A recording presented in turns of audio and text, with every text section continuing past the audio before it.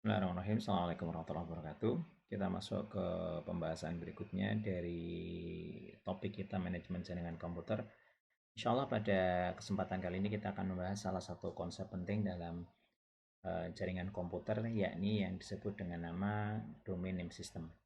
Jadi domain name system ini boleh dibilang adalah nyawa internet di hari ini gitu ya. Sebagai sebuah gambaran, ada satu masa gitu baru beberapa tahun yang lalu sekitar 2016 kalau tidak salah, eh, internet di North America itu down karena domain name system mereka yang bertanggung jawab sepenuhnya untuk menerjemahkan alamat domain ke dalam alamat IP terkena serangan attack distributed denial of service atau DDoS yang dilakukan oleh Mirai botnet.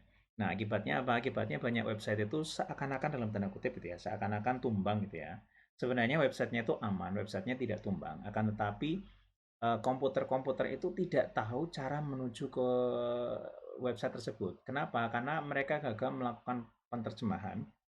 Misal www.google.com itu alamat IP-nya berapa gitu ya. Nah, insya Allah topik pada kesempatan kali ini kita akan bahas secara spesifik tentang apa sih yang disebut dengan nama domain name system atau yang kita lebih banyak mengenal sebagai DNS.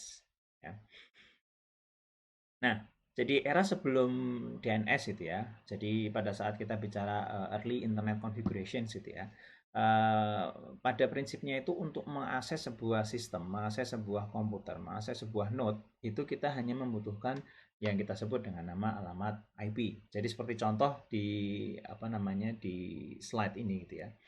Pada saat kita mau mencoba melakukan remote access ke sistem, maka kita cukup melakukan perintah ketik misal telnet 10.12.7.4. Ya, dalam awal-awal perkembangan internet mungkin nggak masalah ya kita melakukan memorizing beberapa alamat IP seperti kita kalau di rumah kan paling alamat IP kita cuma ada 5, 6, 7 devices gitu ya dengan alamat 192.168. sekian atau 10 titik sekian sekian sekian atau 172.16 titik sekian. Nah, akan tetapi dalam perjalanannya ketika kemudian network ini semakin lama semakin berkembang, tentu akan menjadi sangat repot kalau kita harus kemudian melakukan memorizing IP address. Maka kemudian kita mengenal konsep yang nantinya akan kita sebut dengan nama domain name. Ya. Jadi nama domain ini adalah sebuah mekanisme yang diciptakan untuk memudahkan kita dalam mengakses resource di internet. Nah, era sebelum kita berbicara domain name gitu ya, tadinya hostname itu dia di mapping dan dikelola oleh Network Information Center gitu ya, NIC gitu ya, dengan ataupun Internet Registrar lah kira-kira dalam sebuah file yang kita sebut dengan nama host.txt ya. Konsep ini kita sebut dengan nama flat namespace. Jadi penamaan yang sifatnya flat. Jadi semuanya disimpan dalam sebuah file yang disebut dengan nama file host.txt. Sampai dengan hari ini legacy dari sistem ini masih ada gitu ya. Kalau kita menggunakan sistem berbasis pada Unix gitu ya, seperti Linux, kemudian Mac OS dan lain sebagainya, maka kita akan menemukan sebuah file yang diletakkan di folder seperti ini, etc kemudian host ya. Kita masih menemukan seperti ini. Atau kalau di Windows ya, di Windows itu kita menemukannya di bentar saya lupa kalau nggak salah C, kemudian Windows, kemudian ada sistem 32, sistem 32, kemudian ada drivers, kemudian ada folder etc. Nah, baru kemudian kita menemukan file host tadi. Nah, mekanismenya itu digambarkan dengan mekanisme flat namespace seperti ini gitu ya. Jadi diindikasikan dengan misal contoh seperti ini, kita mengawali dari ini adalah IP address, kemudian dilanjutkan dengan nama dari website. Ya, misal di sini localhost atau kalau dalam kasus saya misal di sini Andri Setiawan trip desktop ya. Nah, kita juga bisa ngeset alamat IP public seperti ini 103.221.11376. Kemudian saya kasih nama mywebsite.com. Ini biasa saya lakukan kalau saya setup sebuah website gitu ya, dan mungkin saya belum beli domainnya, atau saya sudah beli domainnya, cuman saya belum beli web servernya. Jadi saya belum punya web server publik di internet sana. maka kemudian saya gunakan komputer saya atau laptop saya sebagai lokal web server. Nah, saya sering kemudian menamakan misal kayak gini. Ini saya lakukan sering di komputer saya gitu ya. 127.0.0.1. Kemudian di sini saya kasih nama semisal nama website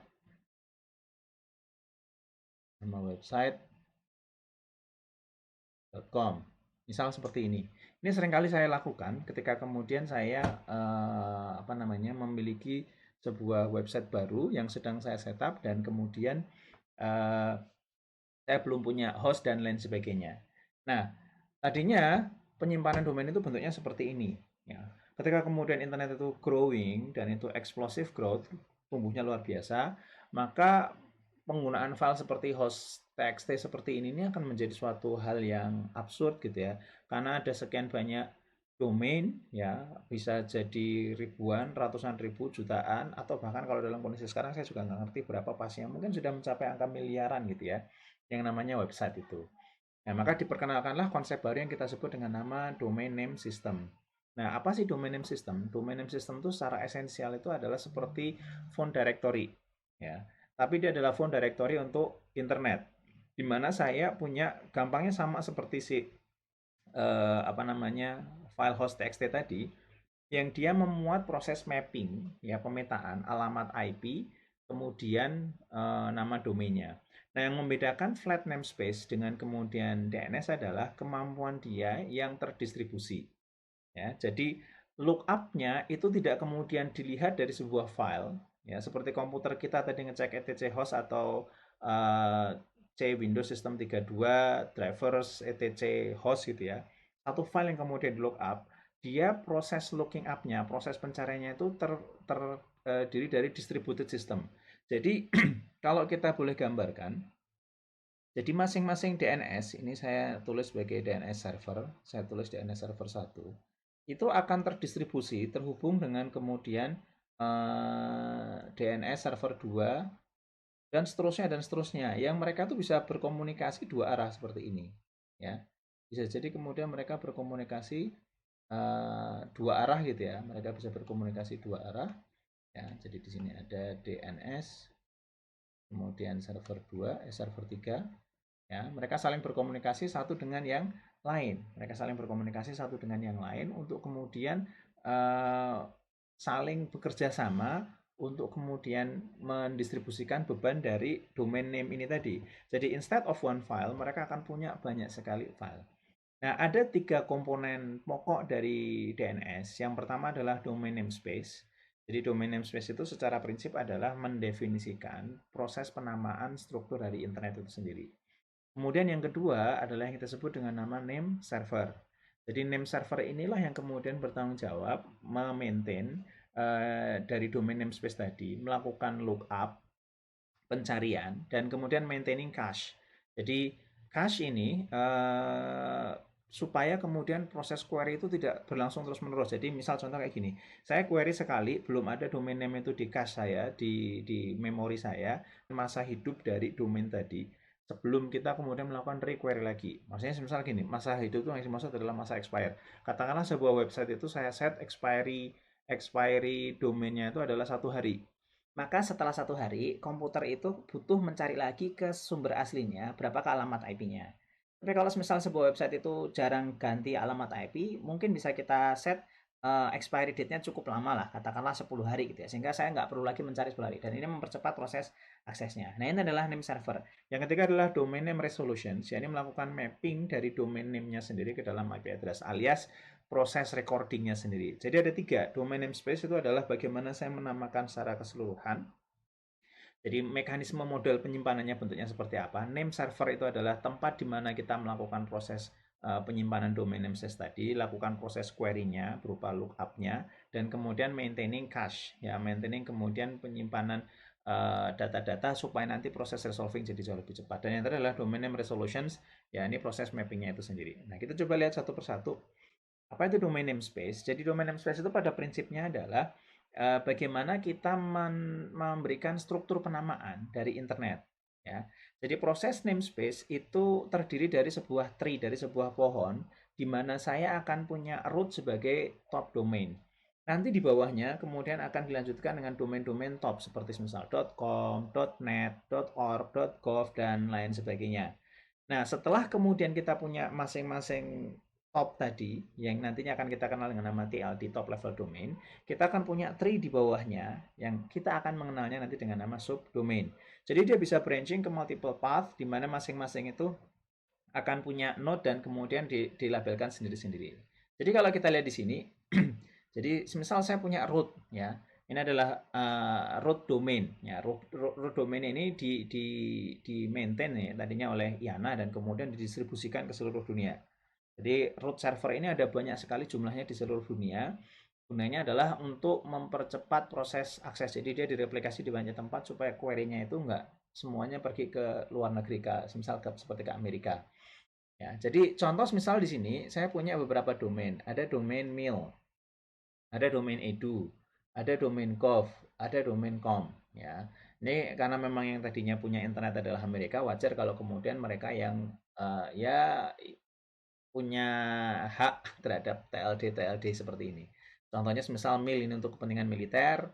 Nah, di bawahnya ada Pentagon, ada DARPA, kemudian edu ini untuk akademik, untuk pendidikan, ya, school atau university.edu, kemudian ada .gov itu untuk pemerintahan gitu ya.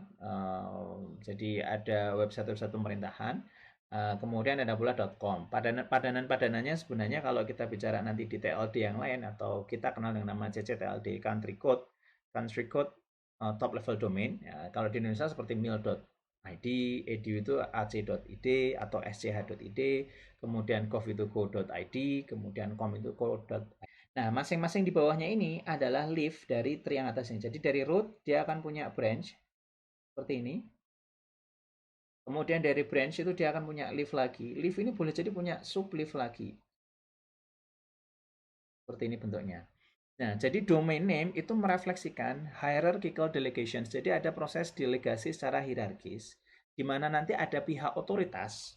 Ya, ingat-ingat ini ada pihak otoritas yang bertanggung jawab melakukan pengelolaan terhadap domain tadi. Nah, cara baca domain, ya kalau kita secara manusia kita bacanya www.google.com. Dalam kasus ini ya myhost.mydepartment.mydivisions.mycorp.com. Itu cara baca manusia. Tapi cara baca mesin itu bacanya dari belakang ke depan. Jadi kalau kita baca www.google.com, itu bacanya kita adalah si mesin akan baca com terlebih dahulu, kemudian Google, kemudian www. Jadi ini adalah proses traversingnya, di mana paling kanan itu adalah root-nya, paling kiri adalah leaf-nya, daunnya. Jadi root, branch, kemudian sampai dengan leaf node, ya kira-kira kayak gitu. Nah, proses traversing ini dibaca dari kanan ke kiri, ya mirip seperti membaca huruf Arab ya, dari kanan ke kiri atau huruf Ibrani ya, dari kanan ke kiri, di mana paling kanan itu adalah mengindikasikan. Jadi my corp itu terletak paling tinggi sendiri, di bawahnya ada my div, di bawahnya ada my department, di bawahnya lagi ada my host ya. Pemisahan antar mereka itu dilakukan dengan menggunakan dots. Ya, jadi node label ini kita pisahkan dengan menggunakan dots, di mana top level domain yang paling kanan itu mengindikasikan bisa berupa top level domain, ya domain-domain komersial, com.net, org. Ya, sekarang ada cukup banyak, yang lain ada bahkan brand merek kita bisa bikin brand nama domain tinggal bayar mahal aja gitu ya. Seperti .asia, kemudian ada .ini dan lain sebagainya. Dan kemudian ada ccTLD. Ya. Walaupun nanti dalam prakteknya country code itu ada sebagian yang berubah menjadi domain kayak komersil. Ya, semisal nanti kita ketemu ada contoh di depan ini. Jadi ini contoh TLD. Ini terus ini adalah contoh TLD. Yang ini itu contoh CC TLD. Country code top level domain ya. Nah, ini yang menarik nih, ada TV. Ya, misal lihat ada rcti.tv dan lain sebagainya. Banyak website televisi itu yang kemudian menggunakan .tv. Tadinya ini adalah nama sebuah negara dipakai ya untuk apa namanya? Tuvalu ya. Tapi karena ya banyak yang nggak pakai juga, dan ini juga negara kecil, akhirnya ini banyak dipakai untuk televisi instead of ID pun di Indonesia. Kalau Anda perhatikan di internet itu memang kebanyakan adalah ID itu Indonesia gitu ya. Tapi tidak sedikit yang memanfaatkan domain .id Itu dipakai semisal untuk identity. Jadi ketika ada website bla bla bla.id kok bukan website Indonesia, biasanya mereka akan obrolannya itu topiknya tentang masalah identitas, identitas di internet, identitas digital dan lain sebagainya. Nah, domain name itu bisa sampai dengan 255 karakter ya. Karakter A sampai dengan Z, 0 sampai 9 dan dia bersifat karakter insensitif. Di mana masing-masing itu ada 63 karakter per nodes maksimum up to 127 node level. Jadi kalau 255 up to 127 node level berarti masing-masing cuma ada 2 maksimum ya. Jarang sih website yang seperti ini. Nah, untuk website-website yang modern pun sekarang sebenarnya sudah mulai memungkinkan untuk penamaan dengan menggunakan Unicode ya, dengan menggunakan Unicode. Jadi karena yang menggunakan alfabetik sebenarnya di dunia ini tuh ya saya tidak mengatakan minoritas itu ya. Jadi kalau secara natif kan ada seperti bahasa Mandarin dengan huruf pinyin-nya, ada Jepang dengan huruf hiragana katakananya, ada Arab dengan karakteristik alfabetik Arabiknya, kemudian ada India dengan dan India tuh sangat banyak sekali gitu ya. Antara Hindi, kemudian Malayam, Telugu, Tamil dan sebagainya karakternya beda-beda semua gitu ya. Bahkan kalau kita merujuk sebenarnya Indonesia itu belum lama meninggalkan karakter Jawi gitu ya, Arab Pegon yang kemudian kita kenal dengan Arab Pegon sebelum berganti ke Roman ya, alfabetik Roman. Jadi sebenarnya apa namanya mereka tuh jauh lebih banyak daripada Roman English gitu ya, yang ABC sampai dengan kemudian Z. Nah, sehingga sekarang pun domain name sudah mulai menerima Unicode yang memungkinkan kita kayak nulis huruf Arab gitu ya. Cuma nanti tetap saja bentuknya tidak huruf Arab, dia dalam bentuknya Unicode. Ya. Nah, bagaimana kemudian proses mapping dari domain ke IP? Bagaimana cara kerja dia? Secara prinsip, mapping itu apa namanya kita simpan dalam sebuah server yang kita sebut dengan nama name server. Jadi kita akan punya sebuah sistem yang menyimpan seluruh proses pemappingan antara domain dengan IP tadi ke dalam name server. Nah, name server ini akan memiliki yang namanya master. Ya, jadi nanti kita akan kenal yang namanya primary DNS. Nah, primary DNS ini kadang dibuat duplikatnya secondary DNS yang berisi seluruh copy dari name to address, artinya domain name IP-nya berapa. Map, intinya tuh punya database yang berisi tentang mapping berdasarkan nanti certain record gitu ya. Atau kalau semisal dia nggak punya recordnya, minimal banget dia akan pointing. Jadi misal nanti kita akan lihat minimal dia akan pointing ke server yang punya. Jadi semisal saya itu boleh jadi isi DNS-nya. Jadi boleh jadi isi DNS-nya itu adalah semisal abcd.com ya. Jadi ini adalah isi. Nah, tapi saya juga bisa saja si server saya ini memuat bukan isi dari abcd.com. Jadi misal abcd.com ini, jadi ada abcd.com ini, itu posisinya adalah di, jadi ini di some server. Jadi sangat mungkin sekali, sangat boleh jadi sekali si abcd.com ini tidak disimpan di situ, tapi disimpan di tempat yang lain. Nah, itu sangat mungkin dilakukan. Nah, proses ini kita sebut dengan nama name resolver nantinya ya. Jadi intinya ada sebuah klien bisa berupa browser atau operating system yang akan melakukan proses resolving. Kemudian resolving ini akan dilemparkan ke name server. Nah, tanggung jawab name server melakukan proses resolving. Nah, bagaimana kemudian kita juga bisa melakukan bukan hanya domain name ke IP. Jadi kita itu kalau pakai DNS ada dua opsi. Kita bisa mapping yang namanya domain ke IP. Tapi kita juga bisa mapping sebaliknya, map IP ke domain name. Ya, jadi ini biasanya kita pakai sorry sebentar. Ya. Ini biasanya kita pakai untuk melakukan proses reversing. Ya, jadi reverse query itu kita memberi nama alamat IP ini. Ini biasanya dipakai untuk meningkatkan trust, meningkatkan kepercayaan network kita ke luar. Jadi misal kita punya mail server sendiri, itu wajib punya yang namanya reverse query. Ya, reverse query ini juga biasa kita pakai untuk memudahkan kita melakukan proses tracing. Jadi kalau IP itu nggak dikasih nama domain, itu trustability, tingkat keterpercayaan IP kita di internet sana itu akan jadi turun. Jadi kalau kita kirim email pakai alamat IP yang nggak punya reverse address, itu biasanya akan masuk ke dalam spam.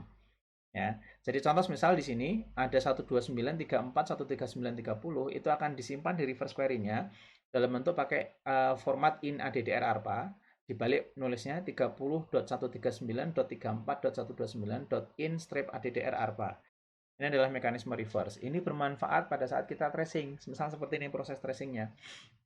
Jadi misal saya melakukan reverse IP address pengecekan, Anda bisa lihat di sini ya. Jadi ini dari network alamat IP nomor 206.123.64.221 melakukan traversing ke sini 202.162.35154.